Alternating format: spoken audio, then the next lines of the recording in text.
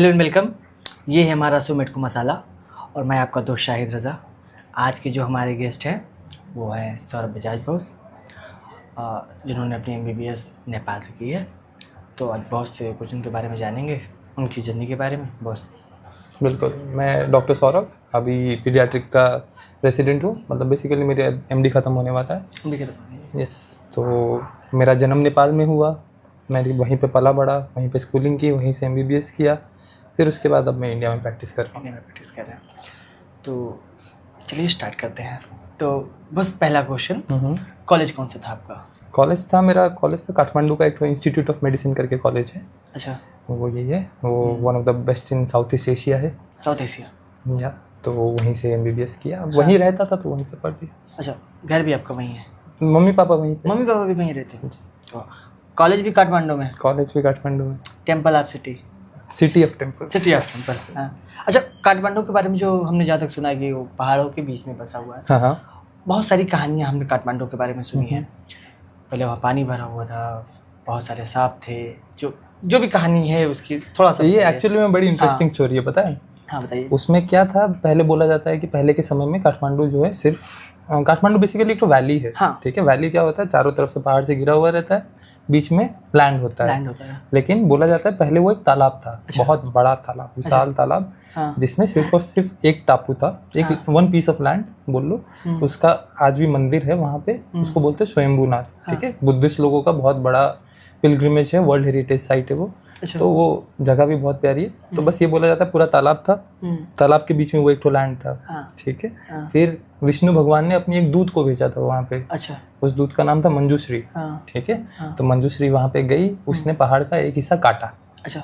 ठीक है, ऐसे काटा कि पूरा पूरा जो लैंड है वो साफ हो गया, पानी बाहर निकल गई। और आज भी अगर बताऊं तो आज भी वो पहाड़ है वहाँ पे जो कटा हुआ है। अच्छा। काठमांडू के आउटर साइड में अगर जाके देखोगे तो वो पहाड़ अभी भी प्रेजेंट है। और अगर उसको ध्यान से देखोगे तो बिल्कुल ऐसा लगता है किसी इंसान ने काटा हुआ है। वो प्रकृति का काम नहीं था, वो किसी इंसान का ही काम था जो काटा हुआ पहाड़ है। ऐसा मतलब मौजूदा अभी भी है। अभी भी है। जब काठमांडू में था, one of my favourite spot हुआ करता था, तो हम लोग वहाँ पे अक्सर जाया करते थे। वहाँ पे एक पार्क भी है, उस जगह का नाम चोबार है। ठीक है, तो वहाँ पे अभी भी वो पहाड़ काटा हुआ देख सकते हो। पूरे काठमांडू का पानी वहीं से बाहर निकलता है। अच्छा, हमने सुना वहाँ अभी भी कोई लाइव गॉड है? Live God? हाँ, बिल्कुल है। अच्छा। अब देखो, काठमांडू सिटी ऑफ टेम्पल्स बोलते हैं। हाँ। है ना, वहाँ पे हर जगह पे, हर गली पे मंदिर है। अच्छा। वो तुमको इंडिया में कहीं बहुत कहीं भी नहीं देखने मिलेगा। हाँ। हर घर के बाहर पूजा होती है। लोग सुबह सुबह 4 बजे उठ के जो है अपने घर की पूजा करते हैं। बाहर देवी देवता को दिया जलाते हैं। अच्छा। पूजा करते हैं, फिर उसके बाद ही आगे उनका कोई काम होता है। ठीक है। और the only living goddess in the world, ठीक है, द ओनली लिविंग गॉड, कुमारी बोलते हैं, देवी कुमारी, वो काठमांडू में है अभी। अच्छा। और आज भी उनकी पूजा करने के लिए हज़ारों लोग डेली बेसिस पे जाते हैं। अगर आप उनको साक्षात दर्शन कर सकते हो, उनकी आरती कर सकते हो, उनके पाँव छू सकते हो, तो वो और कहीं नहीं होता। और साल में एक बार उनका रथ निकलता है। अच्छा। ठीक है, रथ यात्रा होती है। रथ यात्रा बहुत फेमस है काठमांडू की। अच्छा, कब निकलती है? ये होती है जब मानसून स्टार्ट होने वाला होता है तब। अच्छा। और जब मानसून एंड होता है तब। ठीक है, इसमें इंद्रदेव की पूजा होती है, गणेश जी की होती है, कुमारी जी की होती है, और भी होता है। अब ये जब रथ निकलता है तब मान लो वहाँ पे पूरा जश्न का माहौल होता है। अच्छा। ठीक है, मतलब हजारों लोग बाहर से भी आते हैं सिर्फ और सिर्फ वो रथ यात्रा देखने के लिए। अच्छा। और उस समय बस देखते रह जाओ पूरा दिन, वहाँ पे पूरा खुशियों का माहौल, ऐसा लगता है त्योहार ही है कोई। अच्छा, काठमांडू मतलब अपनी स्पिरिचुअलिटी के लिए फेमस है। बहुत बहुत ज़्यादा। हाँ। मतलब एक से एक मंदिर है। क्या बताऊँ मैं, मतलब एक बार वहाँ पे किसी भी मंदिर में जाके बस बैठ जाओ, मन शांत हो जाता है, और कुछ ज़रूरत नहीं। और भी बहुत सारे मंदिर हैं। अच्छा, बेसिकली नेपाल के बारे में जहाँ तक हमने सुना है, सोने की चिड़िया, धरती का जन्नत, ठीक है, पहाड़ों की दुनिया, शिलाजीत के पहाड़, मतलब बहुत सारी चीज़ें हमने जो है नेपाल के बारे में सुनी है। आप नेपाल में, आपका घर था, आपने स्कूलिंग भी आपकी नेपाल में हुई, कॉलेज भी आपका नेपाल में मेडिकल कॉलेज रहा।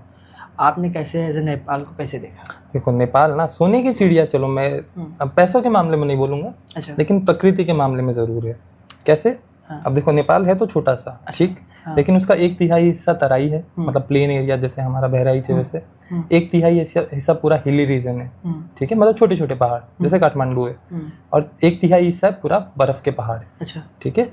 One of the highest mountain तो मान लो नेपाल में है ही है, हाँ, बहुत सारे और भी माउंटेन्स है जो 8000 मीटर से ऊंचे हैं, अच्छा, ठीक है, जैसे माउंट अन्नपूर्णा है, माउंट धौलागिरी है, माचापुछरे है, बहुत सारे माउंटेन्स है जो वर्ल्ड्स टॉलेस्ट माउंटेन्स में से आते हैं, ठीक है। तो तुम क्या देखना चाहते हो? तराई तुम्हारे पास है, हिल्स तुम्हारे पास है, और पहाड़ भी तुम्हारे पास है, तो इससे ज़्यादा प्राकृतिक डाइवर्सिटी तुमको क्या मिल सकती है, ये बताओ, है या नहीं? मतलब हर लेवल पे जाओगे तुमको उतने जानवर, उतने पक्षी की डाइवर्सिटी मिलेगी ना, तुम और दुनिया में कहीं नहीं पाओगे, सीधी सी बात है, ठीक। और वैसे ही घूमने के लिए भी बहुत जगह है वहाँ पे, टूरिज्म स्पॉट है, ऑब्वियसली है। अब वहाँ पे तुम चले जाओ, हिली रीजन में चले जाओ, तुम्हारे पास ट्रैक्स की कोई कमी नहीं है, ठीक है, जाबाज हो एकदम, तुमको घूमने का शौक है, तुम 2 दिन से लेके 15 दिन तक का पूरा ट्रैक कर सकते हो। कहाँ पे? मतलब बहुत सारी जगह है। अब जैसे अगर हमारा कॉलेज के जहाँ बहराइच में लखनऊ भी है, जिनका भी जो भी है, तो हम लोग का एक ऐसा देश जो हमारे बहुत करीब में है, जहाँ बिना वीजा के जा सकते हैं बहुत ही कम पैसों में। तो अगर हमें टहलना हो तो हम वहाँ कहाँ पे जाए? अब देखो, मैंने ऐसे तो बहुत सारे हैं, ठीक है, मैंने जो पर्सनली की है वो है एक गोसाईकुंड का है, अच्छा, ठीक। गोसाईकुंड में क्या बोला जाता है, वो भी बहुत ऊंचे पे है, 4500 मीटर की ऊंचाई पे है लगभग, ठीक। वहाँ पे क्या बोला जाता है, एक तालाब है। अब जब समुद्र मंथन हुआ था, हम माइथोलॉजी में जाते हैं, जब समुद्र मंथन हुआ था तब शिव जी को विष पीना पड़ा था। अच्छा। ये स्टोरी तो सबने सुनी है, ठीक है। उसके बाद उनको जल चढ़ाया गया, सब कुछ किया, लेकिन फिर भी उनकी जो जलन थी वो शांत नहीं हुई थी। अच्छा। ठीक है, तो बोला जाता है कि शिव जी जो है गोसाईकुंड के तालाब में जाके लेट गए थे अपनी विष की, जो भी उसका जहर था उसको शांत करने के लिए, ठीक है। तो आज भी उसकी बहुत मान्यता है, हर साल मेला लगता है वहाँ पे, ठीक। तो वो 2 से 3 दिन में कर सकते हो। और बाकी भी बहुत सारे क्या है, तुम जो भी माउंटेन्स हैं उनके बेस कैंप तक जा सकते हो। अच्छा। मतलब बिना कोई बहुत ज़्यादा माउंटेनियरिंग का इक्विपमेंट्स के बिना, बस ट्रेकिंग के लिए तुम किसी भी माउंटेन के बेस कैंप तक जा सकते हो। वो बेस कैंप का तुम्हारा चढ़ाई 3 दिन से लेके तुम चाहो 15 दिन का पूरा कर सकते हो, ठीक है। और भी बहुत सारे सर्किट्स है। सर्किट्स मतलब क्या है, तुम एक पॉइंट पे स्टार्ट करते हो, घूम फिर के उसी सर्किट पे वापस आ जाते हो, उसी पॉइंट पे वापस आ जाते हो। उसके बीच में तुम पूरा पहाड़ चढ़ोगे, उतरोगे, उसके बीच का जो जन्नत वाला नज़ारा है वो तो क्या बोलना है, वो तो मैं ऐसे नहीं बता पाऊंगा, मतलब तो खुद एक्सपीरियंस करोगे तो जाना चाहिए। बिल्कुल, हाँ, आपको एक बार नेपाल टहलने जरूर जाना चाहिए। कॉलेज लाइफ कैसी थी आपकी? जो एक MBBS जो जर्नी थी आपकी पूरी 5 साल की, वो कैसी रही? बड़ा मज़ा आया यार। MBBS लाइफ अब तुम खुद भी कर ही रहे हो, पता चल ही रहा होगा। मतलब आदमी, बच्चा से मैच्योर आदमी जो किसी की जान का जिम्मा उठा सकता है, वो तुम बनते हो इन सालों में, ठीक है। जब MBBS घुसते हो तब कुछ नहीं होते हो, कोई अकल नहीं होती है, कुछ समझ नहीं होती है, लेकिन धीरे धीरे तुम सीखते हो, दोस्तों के साथ रहते हो, जीना सीखते हो, ज़िंदगी के बारे में सीखते हो, और अल्टीमेटली तुम एक परफेक्ट डॉक्टर बन के निकलते हो जो किसी भी पेशेंट की जान का जिम्मा उठा सकता है। तो कॉलेज लाइफ तो भाई बहुत बढ़िया थी, बहुत सारे दोस्त मिले, बहुत कुछ सीखने को मिला, उसमें मस्ती मजाक सब कुछ हुआ। लेकिन हमारे कॉलेज में भी क्या था, तो जो नेपाल के थे बेस्ट डॉक्टर्स आते थे, ठीक है, मतलब गिने चुने डॉक्टर्स हर कोने से आते थे, तो वो आके बनते थे, उनसे मोटिवेशंस भी मिलता था, उनसे पढ़ते भी थे, उनसे सीखते भी थे। सन 2014 में आपने MBBS ज्वाइन किया, वहाँ पे काठमांडू कॉलेज में। आपके MBBS ज्वाइन करने के 1 साल के बाद सन 2015 में भूकंप आया, जिसकी ओरिजिन काठमांडू से हुई। हाँ, बॉर्डर से रिलेटेड जितने भी शहर हैं, प्रदेश हैं, उन सबको पता है क्या वो मंजर था। आप वहाँ मौजूद थे उस टाइम, कैसा महसूस किया? बड़ा डरावना था यार वो। अब देखो, नेपाल का बोले तो एक तो हिस्ट्री है उसमें, ठीक है। हर 80 से 85 साल में एक बड़ा भूकंप आता है। अच्छा। ये फिक्स है। हाँ। मतलब हमेशा से, सदियों से पाया गया है कि हर 80 साल में एक बड़ा भूकंप आता जरूर है। तो लगभग टाइम हो गया था, प्लेट खिसकती है, आता है। लेकिन उसको फील करना, पता है भूकंप आने वाला है, फिर भी जब सामने घटती है तब डर जरूर लगता है यार, बहुत ज़्यादा डर लगता है। अब वो दिन भूल नहीं सकता हूँ मैं आज भी। 25 अप्रैल का दिन था वो, सुबह के लगभग 11 बज रहे थे। अब घर पे मैं ऐसे ही बैठा हुआ था, मम्मी पापा बाहर गए हुए थे। अब सीधे देखते हैं धरती ऐसे हिल रही है जैसे कांप गई हो, मतलब कोई तुमको नींद से हिला रहा है जोर जोर से, लेकिन तुम जगे हुए हो, ठीक है, इतना दर्दनाक, इतना खौफनाक वो मंजर था। तुरंत उठ के हम लोग सब कोई घर से बाहर भागे, जितने भी घर के लोग थे सब ओपन स्पेसेस में आ गए। देख रहे हम लोग आँख के आगे घर पत्तों के जैसे, ताश के पत्तों के जैसे बिखर रहे हैं, एक के बाद एक चीज़ें गिरती जा रही है, कोई दबा हुआ है, कोई कहीं से आवाज़ें आ रही है मदद की, बच्चे डरे हुए, औरतें डरी हुई, बुज़ुर्गों को जैसे तैसे बाहर निकाला गया, वो चल भी नहीं पा रहे हैं बेचारे, फिर भी उनको बाहर निकाला गया।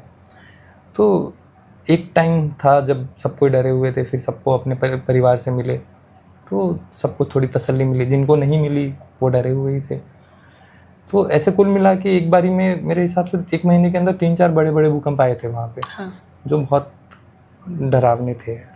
तो यार कॉलेज का कैसा माहौल था? कोई कॉलेज को तो नुकसान नहीं होता? कॉलेज देखो, कॉलेज हमारा बहुत अच्छा था, तो उसमें स्पेस भी हम लोग के पास बहुत बड़ी थी।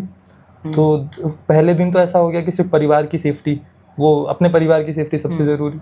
हमने सबको इकट्ठा किया, एक तो सेफ जगह पे ले गए, फिर उसके बाद सबके लिए राशन पानी खाना कुछ दिनों के लिए, क्योंकि पता है डिस्टर्बेंस रहने वाली है, वो सब इंश्योर किया।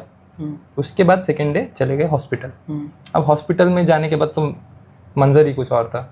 वहाँ पे हम देख रहे मॉर्ग में तो जगह ही नहीं बची है। मॉर्ग मतलब जहाँ पे लाशों को रखा जाता है पोस्टमार्टम के लिए, वहाँ पे तो कोई जगह नहीं बची है। उसके बाहर हम लोग के पास बहुत बड़ा एरिया था, वहाँ पे कम से कम नहीं करते हुए 1000-2000 लाशें बिछी हुई थी। मतलब दो लोगों के बीच में चलने की भी जगह नहीं है।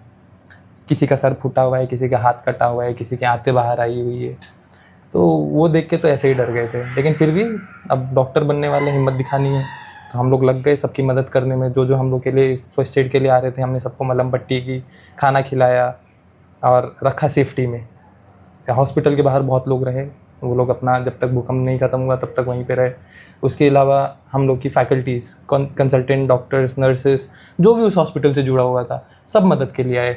कोई नहीं था जो मेरे हिसाब से 2 से 3 दिन के लिए अपने घर गया होगा।